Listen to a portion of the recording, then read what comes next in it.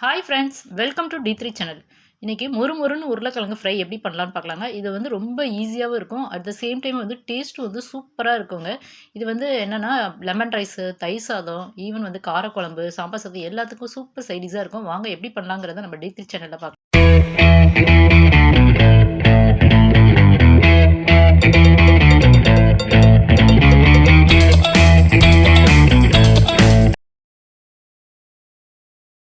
உருளைக்கிழங்கு ஃப்ரையும் எப்படி பண்ணலான்னு பார்க்கலாம். அதுக்காக நான் வந்து ஒரு நல்ல அடிகனமான கடாய் ஒன்று வந்து எடுத்திருக்கேங்க. அந்த கடாயில் வந்து ஒரு 2 ஸ்பூன் வந்து ஆயில் விட்டுருக்கேன். ஆயில் நல்லா சூடானோடனே இப்போ நம்ம வந்து கடுகு போட்டாச்சு. கடுகு நல்லா வெடிச்சிருச்சிங்க. இப்போ வந்து கருவேப்பிலை போடலாம்.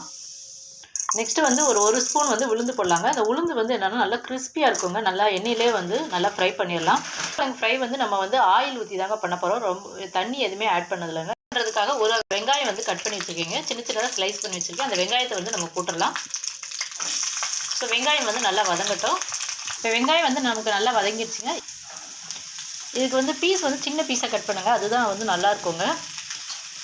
ஸோ உருளைக்கிழங்கு வந்து ஆல்ரெடி வந்து நம்ம தோலோடு வந்து நல்லா கழுவியாச்சுங்க. கழுவிட்டு அதை வந்து தோல் சீவிட்டு கட் பண்ணி வச்ச உருளைக்கிழங்குங்க. அதுதான் இப்போ நம்ம போடுறது. ஸோ ஃபஸ்ட்டு வந்து இந்த உருளைக்கிழங்கு வந்து நல்லா ஃப்ளேம் வந்து ஹை வச்சு நல்லா வந்து வதக்கிக்கலாங்க. ஒரு 2 மினிட்ஸ் வந்து நல்லா எண்ணெயிலே நல்லா வதக்கி விட்டுடலாம். ஸோ இந்த ஃப்ரைக்கு தேவையான உப்பு வந்து போட்டுடலாங்க. உப்பு வந்து தூள் உப்பு போட்டுக்கோங்க. ஏன்னா நம்ம எண்ணெயிலே ஃப்ரை பண்ணுறதுனால கல் உப்பு போட்டால் கரையாது. இப்போ இதுக்கு தேவையான குழம்பு மிளகாத்தூள் வந்து போட்டுடலாங்க. நான் குழம்பு மிளகாத்தூள் வந்து நான் 2 ஸ்பூன் போடுறேங்க. உங்களுக்கு காரம் எப்படியோ அதுக்கு தகுந்த மாதிரி போட்டுக்கோங்க. ஸோ குழம்பு மிளகாத்தூள்னால் நம்ம மல்லி, ஜீரகம் இதெல்லாம் போட்டு அரைப்போம்ல, அந்த தூள் தாங்க இது.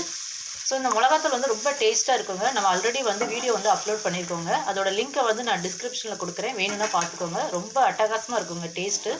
இப்போ வந்து மிளகாத்தூள் போட்டோன்னே வந்து ஃப்ளேம் வந்து கொஞ்சம் ஹை ஃப்ளேமில் வச்சுட்டு ஒரு 2 மினிட்ஸ் வந்து நல்லா வந்து ஹை ஃப்ளேமில் வச்சுக்கலாங்க. வச்சுட்டு நல்லா வதக்கி விட்டுறலாம். ஸோ 2 மினிட்ஸ் வந்து நல்லா ஹை ஃப்ளேமில் வச்சு நல்லா கிளறி விட்டாச்சுங்க. கிளறி விட்ட பிறகு இதை வந்து சிம்மில் போட்டுடலாம். நல்லா ஃபுல் சிம்மில் போட்டுருங்க. அது மாட்டுக்கு வந்து குக் ஆகிக்கிட்டே இருக்குங்க. நம்ம அப்பப்போ வந்து ஒரு கலர்னா போதும். இப்போ வந்து ஒரு 5 மினிட்ஸ் கழித்து வந்து நம்ம நல்லா வந்து ஒரு பெரட்டி விட்டுலாங்க. நல்லா அடியிலேருந்து நல்லா பெரட்டி விடுங்க. லைட்டாக ஒட்டுற மாதிரி இருக்கும். ஏன்னா நம்ம இது வந்து எண்ணெயிலே தான் அங்கே ஃப்ரை பண்ணுறோம். ஸோ அதனால் ஒட்டுற மாதிரி இருக்கும். இதை வந்து இந்த மாதிரி ஒரு தோசை கரண்டி வச்சுக்கிட்டிங்கன்னா நல்லா ஈஸியாக இருக்கும் நம்ம கிளறதுக்கு. ஸோ இப்போ ஒரு 5 மினிட்ஸ் கழித்து நம்ம பார்க்கலாம்.